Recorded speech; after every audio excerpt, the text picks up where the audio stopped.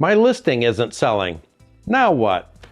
When your homeowner client is beginning to doubt your expertise and abilities, and you're starting to doubt yourself with the lack of offers, how do you turn a slow listing around to get some more attention? Stay tuned to the end for our best bonus tip. Hi, I'm Bert, your favorite marketing expert and real estate photographer. When you have a listing that just isn't moving, you have to do two things. Number one, ask yourself some key questions. Who determined the pricing?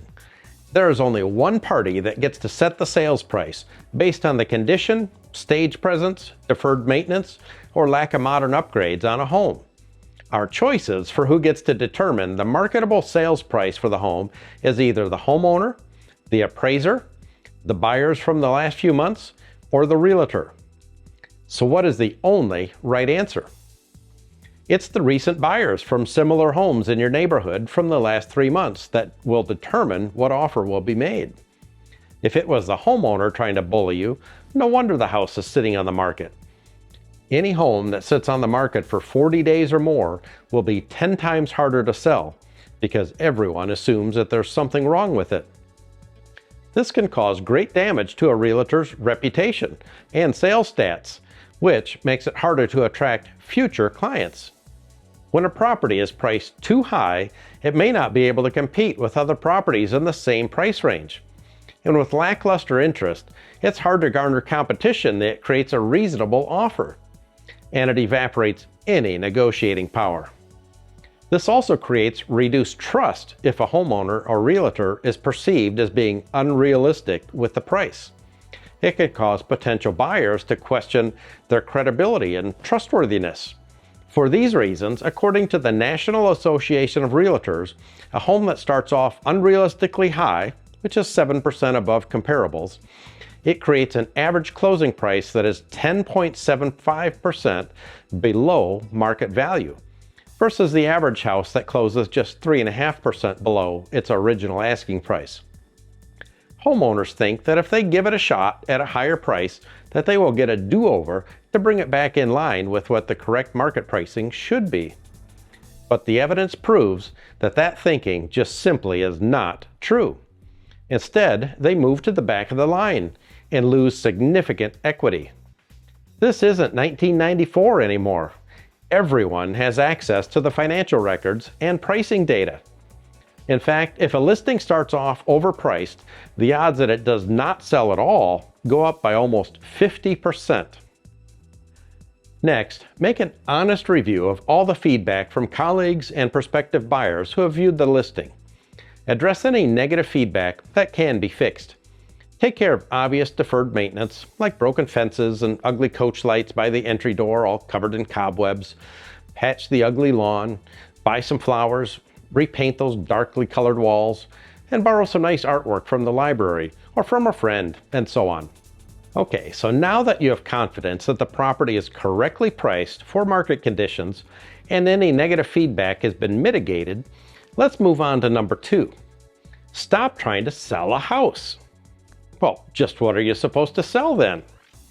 Look, people don't buy a house because it has 1,450 square feet and a 2-stall garage with 11-foot wide bedrooms. Instead, people buy with emotions. They buy with their eyes. Then, they justify their purchase with logic. So let's start selling the way that people are buying. People are buying a lifestyle, not a house. It's how they use a house that matters. Ask the homeowners, just why did you buy this house in the first place? What did you like most about it when you first bought it? What attracted you to this neighborhood and location? If the homeowners go for a walk or get on their bikes, where do they go? Now go take pictures of those things and write descriptions with the same emotion that the homeowners just shared. Ask yourself, what features make this house better, unique, and different than any other house that is currently in this price point? Are there any features that create additional value, like a fenced yard, an oversized garage with room for a workshop, maintenance-free siding, or low utility bills? Create a compelling property listing with close-up photos that highlight these unique features. Make sure your property listing stands out by highlighting the unique features and benefits of the property.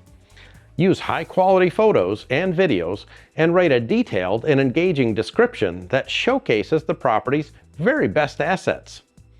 Now, go make little signs that you can display around the home that talk about these unique features that add value and convenience for a potential buyer. Building a targeted online presence by creating a website specifically for this property and optimize it for search engines. Use social media platforms to share updates about the property and interact with potential buyers. Use paid advertising to reach specific demographics and locations that might be interested in this property.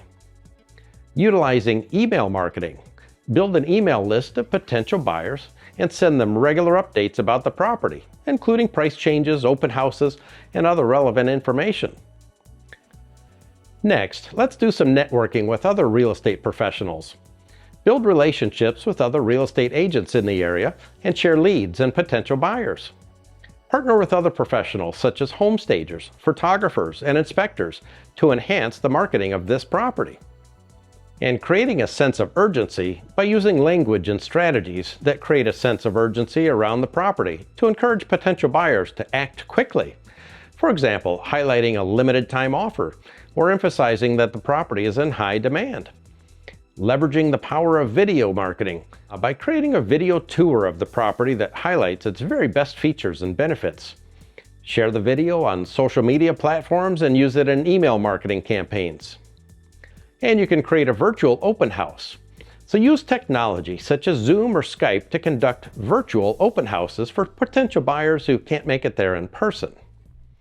And you can also use virtual reality and 3D technology or 360 tours. Offer potential buyers an immersive virtual reality experience of the property, which gives them a better sense of the space and layout. You can also create a strong brand that differentiates your properties from all the other competition. Use a consistent color scheme and logo, and use the same marketing materials and messaging across all of your platforms. And our bonus tip, create a sense of community around the property by highlighting nearby amenities and services, and by providing information about the local area. Go get some great pictures and make the lifestyle of living in this home a key benefit of buying this home. These tips are great starting points and give you ammunition to make sure that your next property is not overpriced for the current market conditions. Look, I could see you already developing a more profitable image. To your success! Cheers!